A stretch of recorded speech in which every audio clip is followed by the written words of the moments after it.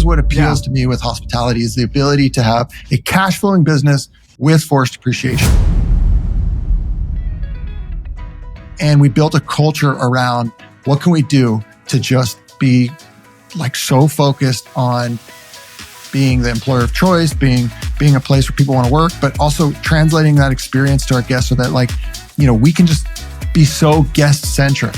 We didn't know anything about hospitality at the time, but we knew that if we created a really awesome atmosphere where people can come together, they're going to overlook a lot of the imperfections of the room. They're going to be more motivated by the experience they're having while they're there. And so this idea of a dingy, dirty hostel, okay, that is, in theory, that's there. A lot of them are like that, but we took a completely different route. We have a very clean, safe, fun space for people to go to.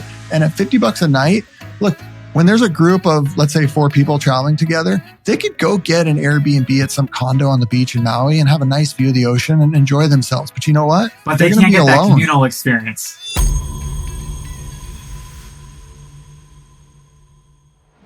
This episode is brought to you by Reliance Hospitality Global, where hospitality meets strategy. Whether you're developing your next hotel, need help navigating operations, or you're looking to increase profitability through our expert consulting and business process outsourcing services, Reliance has you covered. From boutique independents to full-service brands, we help owners, investors, and partners unlock value at every stage. Visit RelianceHospitality.com to learn more, and let's build something remarkable together. Well, welcome back, everybody, to this week's episode of The Check-In with Bryan. I'm your host, Bryan Fish, and I am joined this week by Michael Russell with Malama Capital. He is also the co-host of the Hotel Investor Playbook podcast. And Michael is a seasoned hospitality and real estate investor with over 20 years of experience spanning short and long-term rentals, commercial real estate, and experiential lodging. He is the co-founder of Malama Capital, a firm that acquires boutique hotels, hostels, and lodging properties with untapped potential, then manages every aspect, from deal sourcing and financing to operations to maximizing both income and guest experience. Michael holds a degree in global and international studies from UC Santa Barbara. And after college, he spent a year teaching English in Japan, an experience that deepened his global perspective. Originally from San Diego, he has lived in Maui for more than a decade. We're very jealous of that. And outside his professional life, Michael's a devoted husband and father of 2. He loves surfing, mountain biking with his kids, traveling, and is conversationally fluent in Spanish. So Michael, welcome to The Check-In. Thank you. Dang, you did some research. Where the heck did you get all that info? Is that available online? It must be. It must be. I have a really good team. I have a great team. So, wow. Well, I've done some stuff. Thank you. I didn't realize all that. Hey, you know what? This was a good intro. I wish I could steal some of this. Michael, what's something outside of hospitality investing that you're passionate about right now today? Look, I've been a lifelong surfer. I'm into outdoor sports, but I would say right now I'm most passionate about, I guess I'm just in dad mode. I'm passionate about my kids. You know, I've got these amazing, I got a 6-year-old, I got a 3-year-old. And when I'm not working, like the first thing I want to do is spend time with them. So that's my passion right now. I'm sure they keep you very busy. Ooh, yeah, they're a handful. Yeah. What is it like raising kids on the island of Maui? You know, it is a great place to raise a family. It's a small town community. There's a lot of people here, many tourists, but those that live here are easily identifiable. And so there's just this feeling, this sense of just community where, I say this all the time, like some of my friends that live on the mainland, gosh, it feels like they have to go through so much work to try to connect with their friends or whoever. There's a lot to do. There's things they do. They have organized stuff. I get it. There's like, for kids, at least, you get into this world where you get in a pattern where you're going and there's sports and there's, piano lessons and there's whatever that you do. I get that. But for us, what's really cool is in addition to some of that stuff that we have, you just go to the beach. You don't have to call people. You don't have to arrange anything. For example, you go to the beach or you go to the park or wherever you go and your friends are there. Like you don't have to think about it. You just show up and it's like, oh, hey, everybody, because it's such a small community. And so that sense of, the kids, they're not going to get too far out of line because there's always an auntie or an uncle. That's what we just call everybody here. Everyone's an auntie or an uncle. And someone's going to be like, hey, get in line there. Don't do that. Like if they're doing something that maybe they shouldn't be, there's always an eye on them. So there is that sense of community. I really love how it's like, I don't have so much like stranger danger or fear because there's always somebody that we know that is around in public areas. That's just in today's world, that to me is such a unique aspect. And we can feel a little bit of sense of like when we go to the mainland and we go to a park, we go to a playground or something, it's not as carefree. I'm a little bit more guarded. No. Like, okay, where are my kids? I got to keep an eye on them. But having that privilege of being in Maui where we know most of the people and everyone keeps eyes and tabs on each other, that's something that I think is undervalued that we really, really enjoy. No, I've only been to Hawaii once and I absolutely loved it. And it was to Maui. And cool. It was just like, it was like 2 weeks of peace that I never like in my life thought I would ever have. It was just like so peaceful every day. Like just get up and go to the beach and everything was calm. It was amazing. They say that there's Maui is one of the places in the world, and I don't know about this. I'm not too much into the foo-foo stuff, but I will just say this because people have told me this, that there's this idea that there's a vortex on Maui, and similar to Sedona, Arizona, where there's a certain energy swirling around. So people that believe in, like energy and crystals and all this stuff. Hey, I don't really know, but maybe there's some truth to it. Either way, people specifically come to Maui because there is somewhat of a therapeutic energy. Supposedly, Maui is one of those locations in the world when you come here and you spend, a couple of weeks here, over time, you will start to just de-energize some of that negative energy. You become more grounded. You just become more calm. And so I can definitely resonate with that. Like when I go to the mainland, I feel the opposite. I feel really high strung and like, oh my gosh, like people are honking at me on the highway. I'm driving and, I'm tapping out at like maybe, 45 miles an hour on the freeway. And they're like, I'm like, whoa. I'm not quite used to this energy of go so fast and rush. Yeah. So Maui, there's bumper stickers that say, hey, like slow down. This ain't the mainland. The whole point is there's just really an energy like of, hey, enjoy life. There's calmness, there's peacefulness. You can't help but look up at the mountains and see these beautiful, green hillsides with clouds that are swirling around the mountains. And it's just the scenic aquamarine blue. You're going to relax and feel great. Right. Yeah. Even if you don't want to, it's going to force you to because of the environment. So you're in Maui now. Take us back. Give us a little bit of a history, like your early career and professional path. And I'm assuming that may have played into how you ended up in Hawaii. You don't know what you want to be when you grow up. My dad told me when I was 6 years old, someone asked me, well, what do you want to do when you grow up? And I told my dad, I said, well, who makes a lot of money? And my dad said, well, your dentist makes a lot of money. And I said, okay, I want to be a dentist. So like, I was just like, I want to make money. I've always had this idea that like, okay, I want to be financially, I want to have money. It started even when I was a child. I would go trick or treating and I would spend an extra hour or so collecting candy, not necessarily because I wanted the candy, but because I knew that candy was a currency 2 or 3 months after Halloween that I could then I could stockpile that candy. I could go to school. I could sell it. And I started making money in grade school selling candy. When I got into high school, I started stealing my dad's Playboys out of his closet, his Playboy magazine, started selling those for like $5 or $6 a magazine, which at the time, hey, that was a lot of money. So I've always had this idea of like, okay, what are some ways that I can make some money?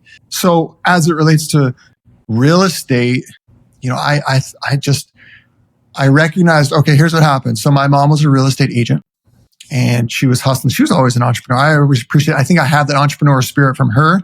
And she sold an oceanfront home to the founder of Airwalk Shoes.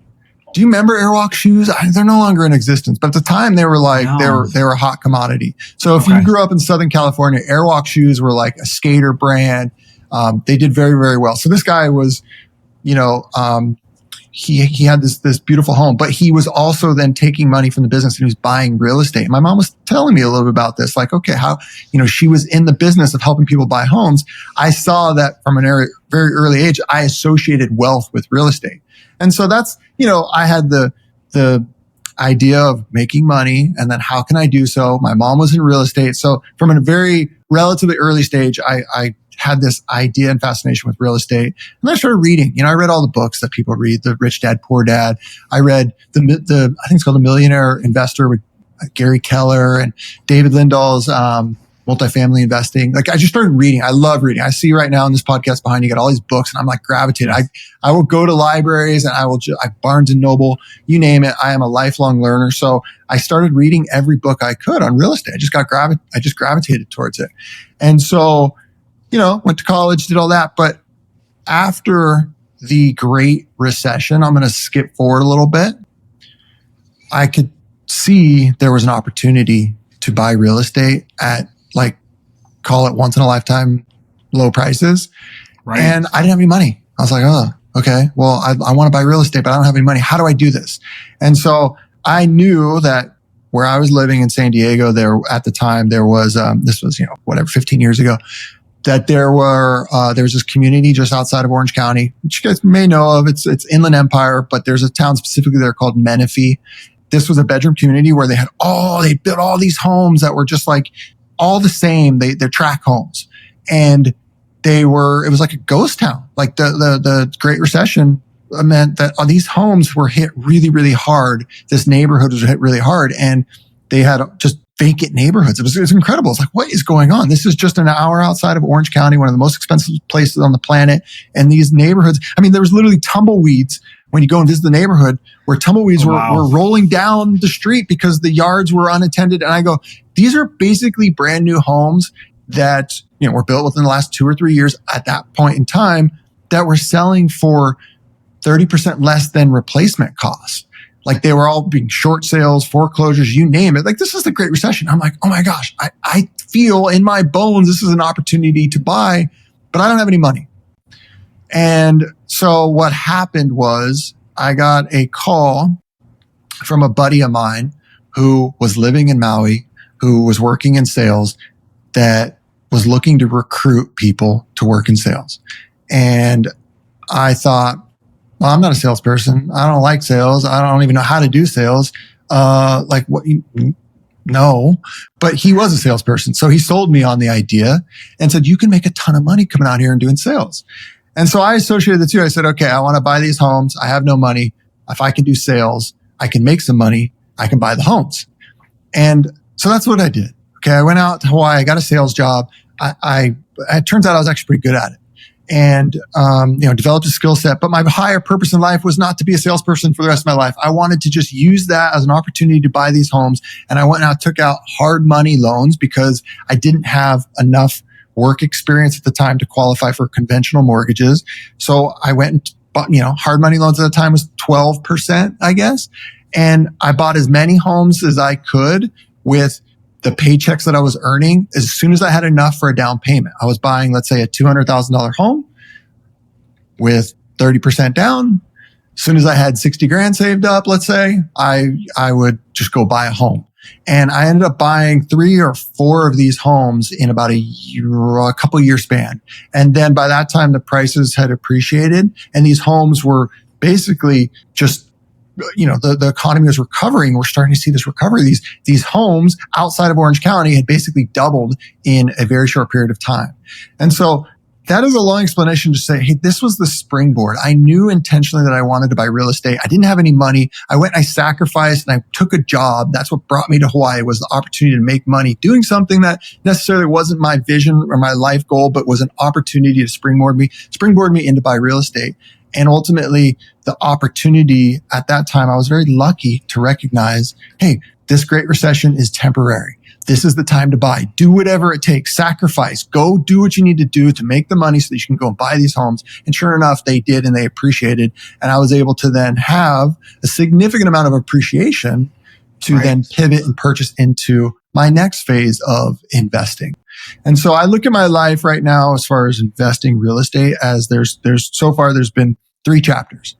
There's been buying real estate for appreciation and basically just buying regular real estate. And then there's been buying real estate for significant cash flow, which is the next thing I'm going to tell you. So, and then the third one is getting into the hospitality game, buying hotels. So the first phase is I had all this equity that from the appreciation, and I was living in Maui, and this was back in 2015. Airbnb was around, but it was not at that point what it is now.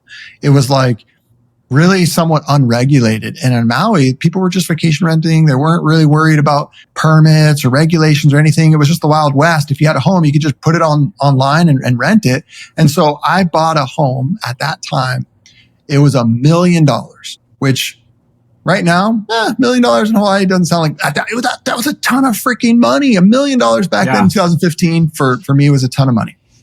And so I basically traded the money that that appreciated from these homes and bought a home that had been operating as a vacation rental, but doing so technically illegally, because at that point in time, they didn't have a vacation rental permit.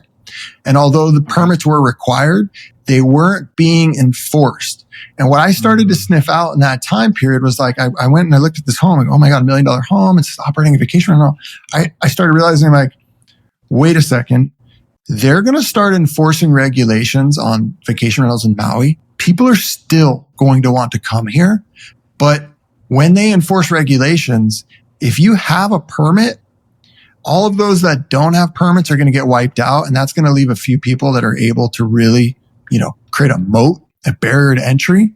So I recognize that, look, there's this opportunity. People are vacation renting. This guy that was selling his home was operating it. He went through a divorce, him and his wife. So he's like, I got to offload this thing. I'm going to sell it. And it was operating technically illegally as a vacation rental. Okay. So I'm thinking, I got to get a permit. I got to buy this thing. And it's not that easy to get a permit. It takes actually it took a year. It took a bit of a risk. We had to make all these improvements. You got to apply for all these things. There's got to be all these inspections. It's not that easy. And that's why no one was getting the permits, because it was a pain in the ass, right? No one wanted to do this. And so going through that and putting a little bit of risk in there and saying like, okay, well, what's the downside? So I go and I spend $1 million on this home. And because do you essentially have to bring it to like commercial standard in terms of the state requiring like something of a commercial quality to get that permit? No, honestly, I wish I could say that there was some huge hurdle. It's just Maui is freaking slow. It's freaking slow and cumbersome. And I like time. Oh my God. So there are some things that you got to do. You got to like hire an architect. You got to get a floor. Nothing that's like totally crazy.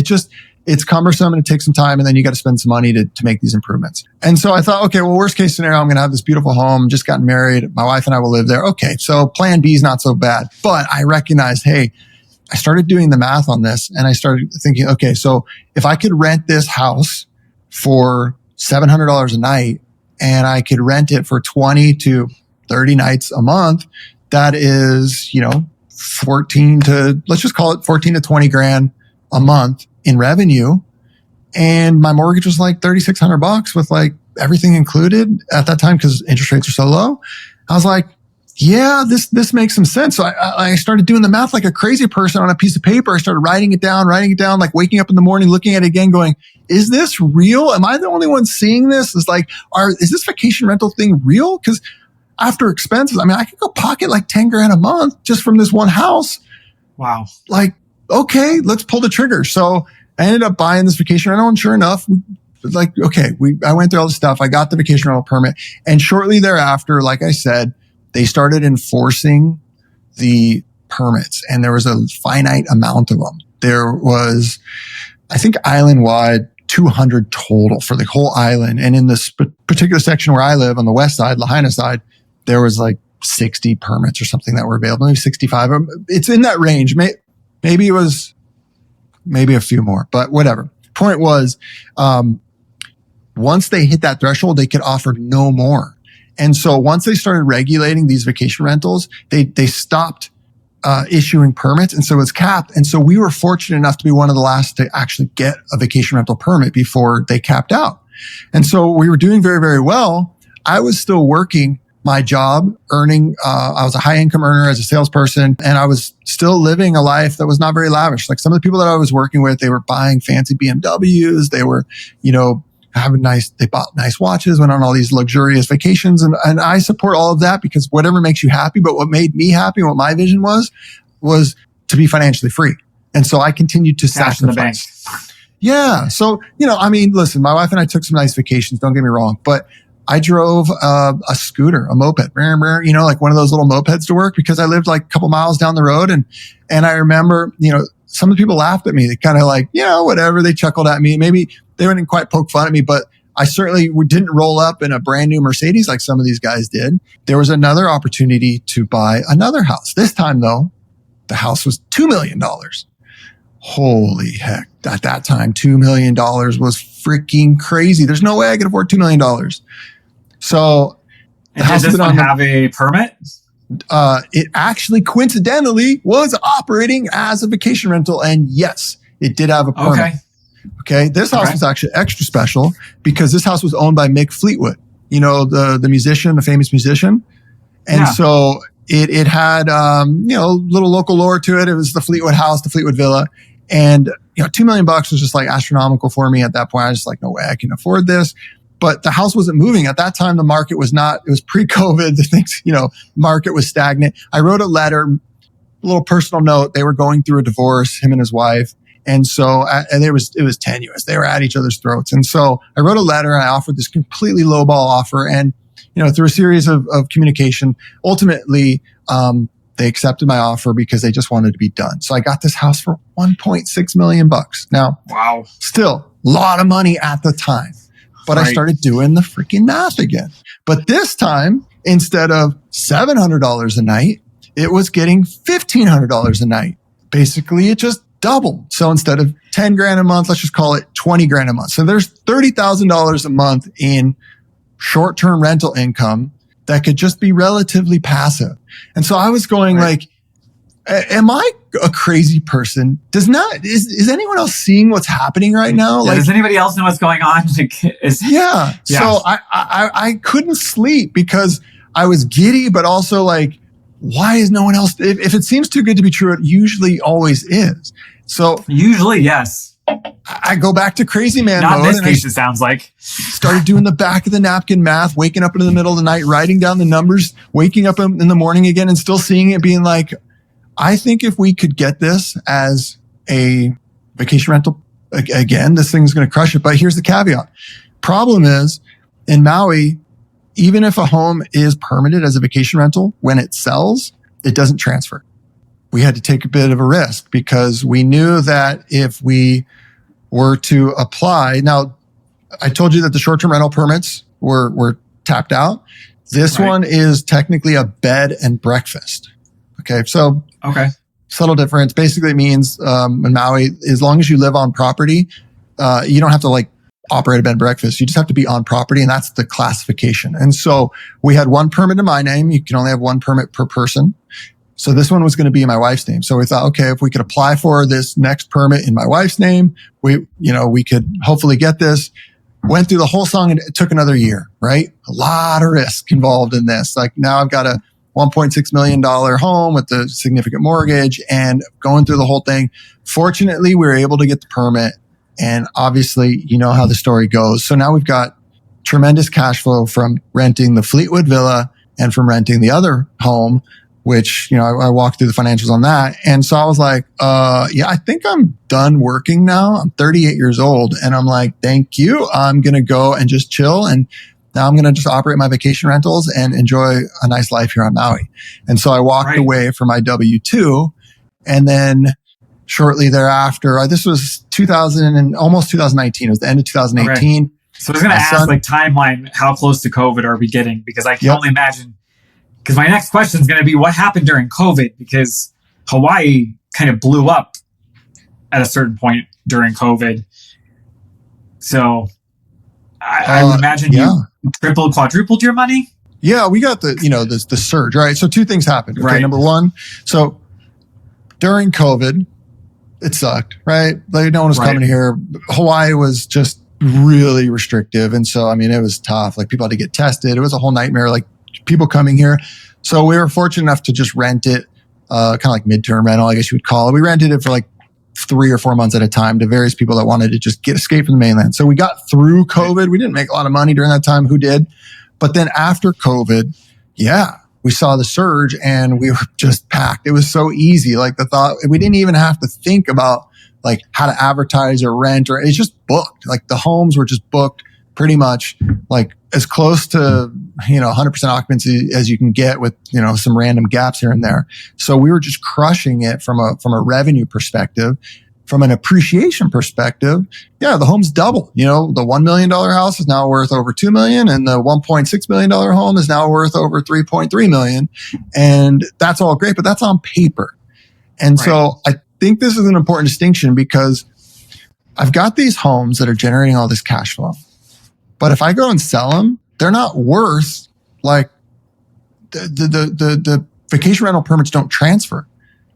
And so from a business perspective, I'm operating them as businesses, but it's not like a hotel where the value of the business is based on the revenues. The value of these homes is really just based on what the homes are worth in the neighborhood, the comparable values. And that's the challenge with residential real estate. I'm sure a lot of your listeners can relate to this, that obviously with commercial real estate, you go increase the income, then you go and increase the value. And that doesn't apply. So that I want to circle back to like my 3 phases here, which is number 1, buying for appreciation. Number 2, these vacation rentals, we're buying for cash flow. But then I want to talk about how I got involved investing in hospitality assets. Hotels. So this kind of gives me an insight because where I find it with you specifically, what I find curious, and you were great. You and your partner were gracious to have me on your podcast earlier this year. And we didn't dive into this, but this was the one thing I was curious that I wanted to make sure I covered today was, and this kind of gives me a preview into how you kind of made that leap, is how you ended up deciding not ever being in the hospitality game to begin with. And you kind of were actually, now that I look at it, because you were doing these vacation rentals. So you were dipping your toe close to the business. But what made you then decide post-COVID, especially, to say, hey, let's go and start investing in hospitality, which then you ended up opening a hostel that has been extremely successful? Yeah, almost by accident. So, I left my work. I had worked elbow to elbow with my now partner, Nathan. And when I left, he was like, oh, dude, what the heck? Because he was still in the game. And before I had left, we had talked about the success I had with vacation rentals and cash flow and all this. And we were discussing, well, how can we replicate this? And so after I left, we still stayed in touch, but I was bored. I wasn't really doing much. I mean, no one was during COVID and such, but just in general, I knew that this was not my end game. I'm not the kind of person that can just relax and do nothing. Everything in moderation. I gotta, I enjoy my life here, but at the same token, I'm built to build. And so we started talking about, well, how do people really build lasting legacy and build generational wealth in real estate? And these vacation rentals can't scale. We're capped out at 2. It's not going to work. Right. That's it. So like most people, we gravitated. Well, and to your point, even if it was being very successful, if you wanted to trade it at some point, that permit doesn't transfer. So there's no guarantee that would continue. Regardless. Exactly. Yeah. There wasn't a clear line of okay, how can we build something scalable? And so I defer back to what I originally started with when I was reading all about real estate. There's so much literature out there about multifamily real estate, commercial real estate, investing in multifamily, because there's levers that you can pull through net operating income that can generate, you can force appreciation, unlike with residential real estate. So we bought, an online course, that's actually really, really valuable. But it was on multifamily real estate. And so we're all in, let's do it. Let's go buy some apartments. Only problem was here in Hawaii, it's logistically challenging to go and purchase apartments, particularly because number one, there's not a lot in Hawaii. So if you're looking at value opportunities in Cincinnati, Ohio, and you live in Maui, it's just really difficult to start out, at least trying to figure out a way to buy apartments when you're so far away. So we were hitting this challenge. So we started looking locally, and one of the first properties that was on the market here in Maui that we saw, in the listing notes of this apartment, it said this, building is currently being operated as a hostel. And we're just some small little note, just by the way. It was kind of like a little asterisk. Yeah. So I'm that's weird. FYI, just when you get here, just so you're aware. Yeah. These tenants aren't here long term. Yeah, exactly. You just get rid of these guys. They're not, this is just a side note. This hostel thing is weird. This is a multifamily apartment. And so we called the listing agent and we started asking about it. And, in the course of the conversation, he said, well, unfortunately, this building, it just went under contract, but if you're interested in anything else, then just let me know. I'm your guy. And so I was oh, I'm curious. What is this hostel thing about? I saw in the notes. And so he started describing the hostel thing, and I knew nothing about it. And he could sense that there was some interest there. And this dude was he was like Saul Goodman, from the show. Like he had that like salesman, like Better Call Saul style. I can't even like, it was uncanny just on the phone, his voice. And so he was just like, all of a sudden felt this rush of like, all right, I'll sell you on the hostel. And he started talking about hostels. And this guy, I'll give him credit. He followed up multiple times and started selling us on the idea of a hostel. And so that's where the seed was planted, is if a hostel combines the cash flow of short-term rentals, but then the commercial, value of forced appreciation, maybe there's something to this. Because that was this connection with multifamily apartments that we were finding that was like really difficult to swallow as an investor. Was there's just not a lot of cash flow. Right. The money's all made down the line. So there's like this trickle of cash flow in the beginning. There's very little. And that was exactly what I had felt with my first set of investments. Very little cash flow, a lot of appreciation. Second one was all cash flow, not that much relatively appreciation. And then so this idea of combining the two, in whether this is a hostel or this is hospitality, it all is the same. Right. That is what appeals to me with hospitality, is the ability to have a cash flowing business with forced appreciation.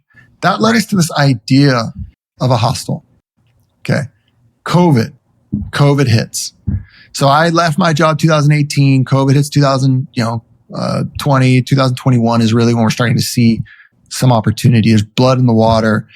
We go and we start looking to, we call hostels and we start asking. I start calling and asking about numbers. Like, tell me, how many beds do you have? What do you charge per night? And they're like, some of them just hung up on me. Or like, this guy's sketchy. Why is he asking me this stuff? But I was doing as much research as I could. I called as many hostels as I could and just tried to level it to be like, hey, I'm interested in investing in hostels. Can you tell me anything? And some of them were just like, no, click. Some were like, yeah, let me tell you. So I was able to gather enough intelligence to be like, holy crap, I had that moment like I did before with the other vacation rentals where I started doing the crazy math in the back of the napkin and staying up all night, waking up in the morning and still there going, I think there's some money in hostels. And let me explain why. Very simply, you take, for simple math, $100 a night hotel room, right?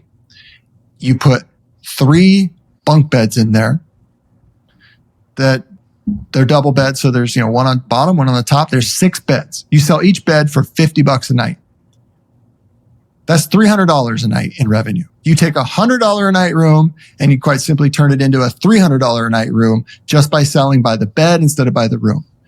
So when you put that into practice, I started looking at these low value assets, because the reality is the hostel guests are less concerned with the quality of the asset and its location, and they're price conscious and they're experience motivated.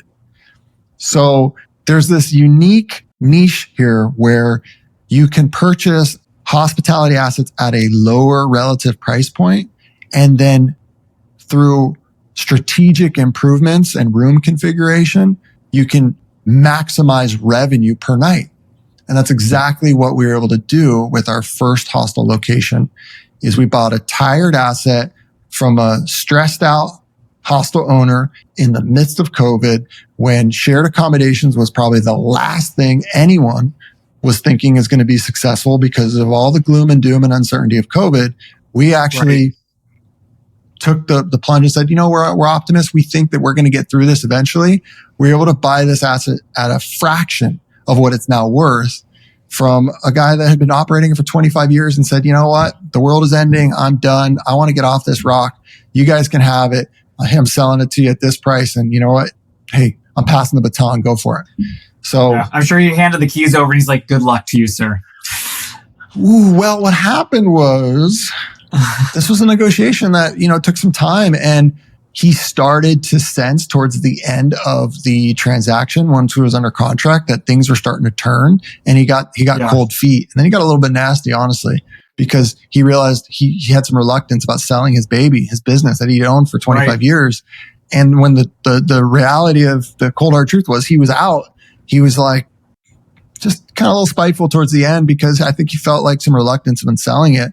And in the end, now we're on fine terms and whatnot. But at the time, he got a little, he was a little reluctant to let go.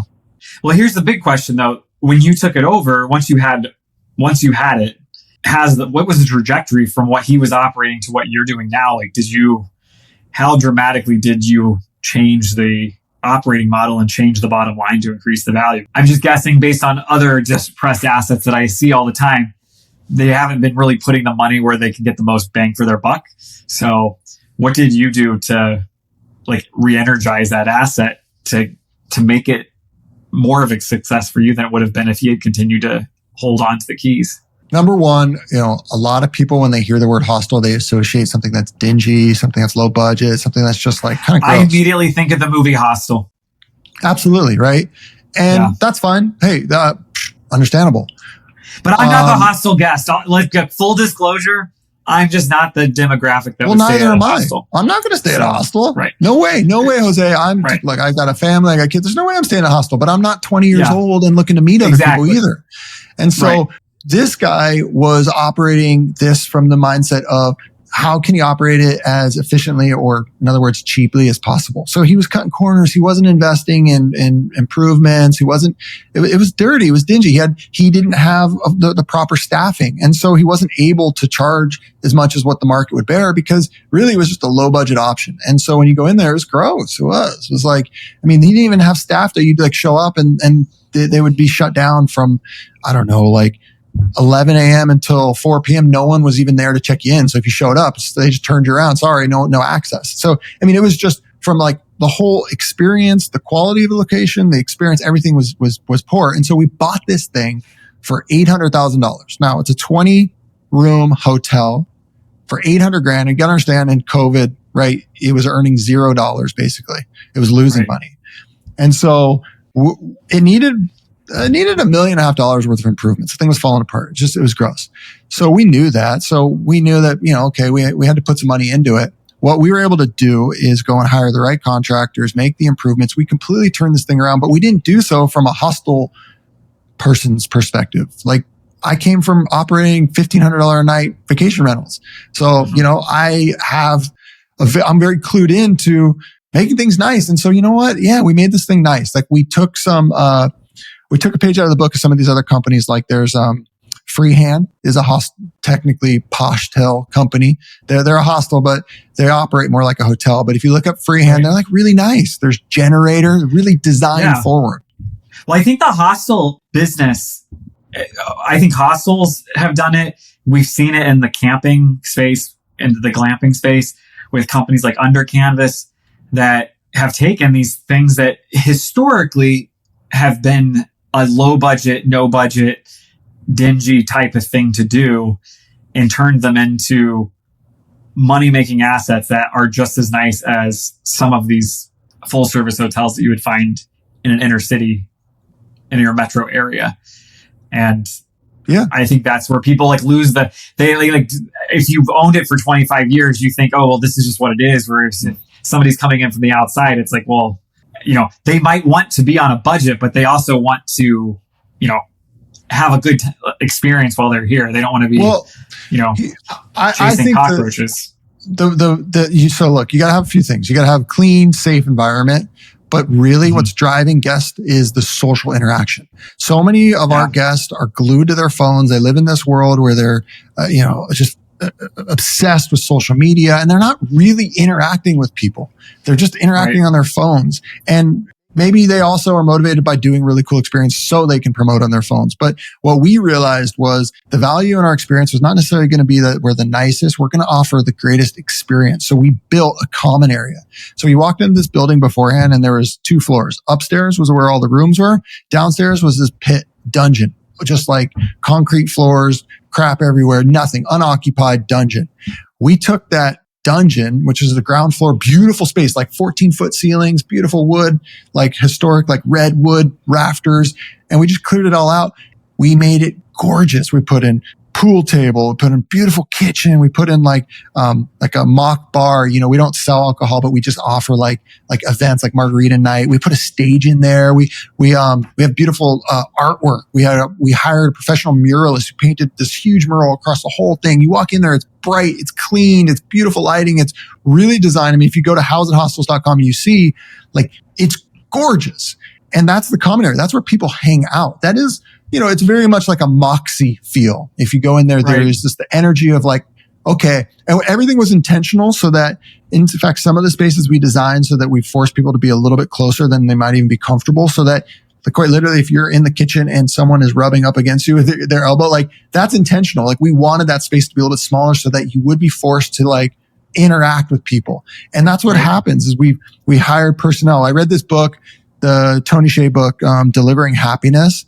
And we built a culture around what can we do to just be like so focused on being the employer of choice, being a place where people want to work, but also translating that experience to our guests so that like, we can just be so guest centric. We didn't know anything about hospitality at the time, but we knew that if we created a really awesome atmosphere where people can come together, they're going to overlook a lot of the imperfections of the room. They're going to be more motivated by the experience that they're having while they're there. And so this idea of a dingy, dirty hostel, okay, that is, in theory, that's there. A lot of them are like that, but we took a completely different route. We have a very clean, safe, fun space for people to go to. And at $50 a night, look, when there's a group of, let's say, 4 people traveling together, they could go get an Airbnb at some condo on the beach in Maui and have a nice view of the ocean and enjoy themselves. But you know what? But they can't get that communal experience.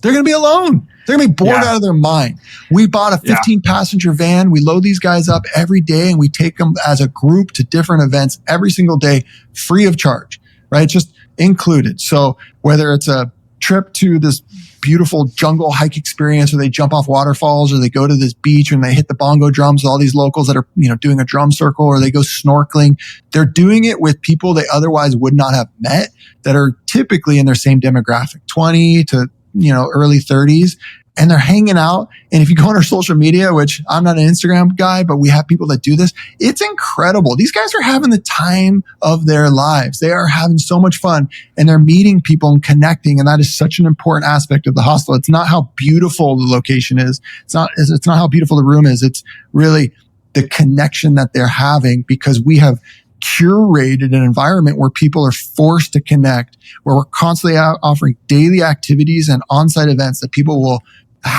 they'll experience. And even the entrance and the exit of the place, we created a funnel to where when they come downstairs, it used to be they could just walk out into, the street and whatever. Now we have, we made it an emergency exit only so that they have to walk into the lobby. So everyone is forced, even whether you like it or not. If you want to leave the building, you have to walk funneled through the lobby so that everyone's there. And it's like, hey, good to see you again, yada, yada, yada. Karaoke night's happening. Like you feel the energy when you're in that lobby. Yeah. What I love about this is the fact that you guys knew nothing about hospitality and you did it. And this is what is interesting. Like you mentioned Moxie, there's some other brands out there that have done this, where they've tried so hard to create that model of community. I would say like a Loft, Starwood back in the day did a very good job with launching a Loft and trying to create that model in a sense. I think the demographic has aged a little bit for a Loft, so it's not as edgy or like communal as it used to be. But even some of the lifestyle brands, they still want to try to create that community, but it's always kind of a little bit forced, because it's, again, you're looking at people that are paying $300 or $400 or $500 a night that they probably don't want to go meet anybody. Like to your point, like you said, like you and I aren't going to go stay at this hostel to go meet people. But I'm assuming if we were both 25 again and we wanted to go meet a bunch of people, it'd be a great place to go. Yeah. That's the demographic, right? That is who we're appealing to. I think there's a space in hospitality for this, and 100%. Yeah, we would 100%. Love to scale this. Like when I look at what we're looking for, there's an opportunity for this business and this company to absolutely scale, because look, anyone can open up a cheap backpacker place, but not everyone can offer with intention the kind of experience that we provide. And it's cultural. It's right. I can see right now, I'm looking at the book Unreasonable Hospitality right behind you. And there's something to be said. Like anyone can open a restaurant, right? But not everyone can open a restaurant and offer, dream weavers or whatever he says in the book, where people are going out there and being very intentional about giving their patrons the most awesome experience. We are. And it shows in our revenue and our occupancy. I told you we bought this thing for $800. We put $1.5 million into it. It got appraised a couple years later for $5.2 million. Within 3 years, we won the #1 small hostel. We were recognized by Hostel World, the authority in the hostel going world, as the #1 small hostel in North America. For two guys that, like, Nathan's never even stayed in a hostel in his life, two guys who don't have hostel experience to be the #1 operators of hostels in North America, it's a pretty big accomplishment in a very short period of time. And this thing cash flows, I mean, we're doing, I don't know, a couple $1 million in revenue and maybe 800 grand in NOI. So our NOI is equivalent to what we bought the thing for. Right. And this is repeatable. Like, we can do this over and over again. If you look at it, I mean, you're like, because again, like, you can have one room. If you have 4 beds in it, you're selling them $50-$60 a night. You're already getting more off that room than you potentially would have gotten if it was just a standard hotel room to begin with. But no, I think it definitely is something that it's definitely repeatable. It can be scaled in different ways because, again, I don't know if we can exactly compare it, but I look at companies like Under Canvas that went out in the glamping space and they went and took these old campgrounds. They really didn't do much. They basically went and got this land and went to West Elm, bought a bunch of furniture, bought some nice tents. They created a communal experience, and then now they're part of Hyatt. And I still want to meet a Hyatt member, that's like an Explorers or something. That's like, oh, I'm going to go stay at Under Canvas. I still want to meet that person. So if you are out there, please write to us. But they created that environment, and it's like you're at a hotel. It's a great bed. All the experiences there, the communal thing is there, all the hospitality pieces are there, but it all comes down to that experience at the end of the day. So now you've been successful with that, but I know that your sights are set on moving into, I will call it, the more traditional segment of hospitality in terms of actually looking at an actual hotel purchase potentially. What is driving you on that? And are you having those same thoughts when you look at properties, that you're doing the math on the back of the napkin and having the same thought process? Or do you feel like you're entering new territory that is a little scary? So that's a challenging part for us. As far as our adapting to this next world of hospitality, is evaluating the advantages of the branded flag model, but then recognizing some of the limitations in terms of design and aesthetic and all that. Yeah. And then saying, okay, well, how can we compromise a little bit, find some road in the middle to where we can still deploy what we've learned about human nature and experiences and provide value, even if we're living in the world within the relatively confines of the branded model. There's still opportunity to press into hospitality within that world. 100%. 100%. No, I could talk to you all afternoon, Michael. In fact, maybe we'll have you back again. I think that you could be our second guest that we have to do 2 parts with at some point. So I'd like that. I haven't done many of these, so I'm reflecting on my moments here. I'm going, did I talk too much? No, not at all. This was actually good. I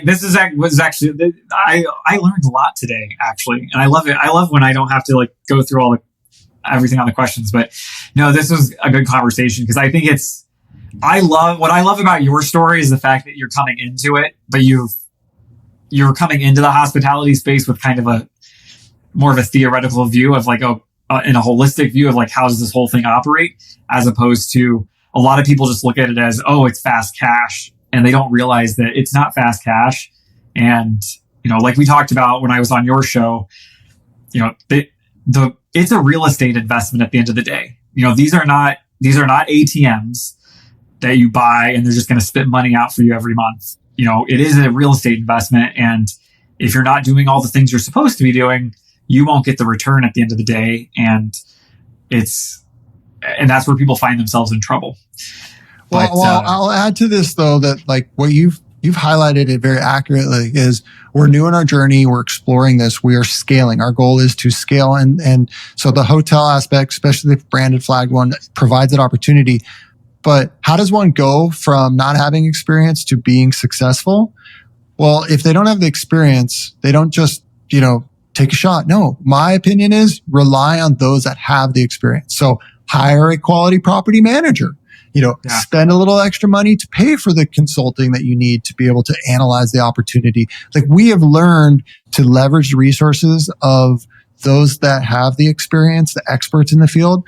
Sure, we got to, make decisions at the end of the day, but we don't have to know everything ourselves. We just have to make sure that we network and hire the people that do have the information so that we can make informed decisions from their collective experience. Yeah. No, I think and that's refreshing to hear, because that's where, we end up, I hear so many people where it's like they feel like they can just do everything internally and they don't have to go outside of their little circle. And, it's especially like hotel owners, a lot of times they're like, oh, I can come up with a restaurant concept for my hotel because I've eaten in a lot of restaurants. Well, I've eaten in a lot of restaurants too. And I would be the first person to say, let's go I know a couple great, like Guy Reinbold for one person. I would be like, you know what, let's call Guy and find out you need to pay this guy. He's going to come up with an idea for you. Because I can come up with something, but I'm not going to come up with something that's going to make you money.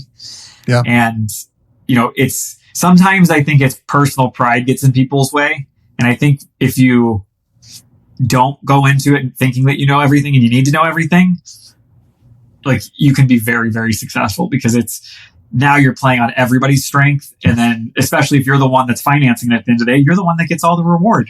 The point is, look, you gotta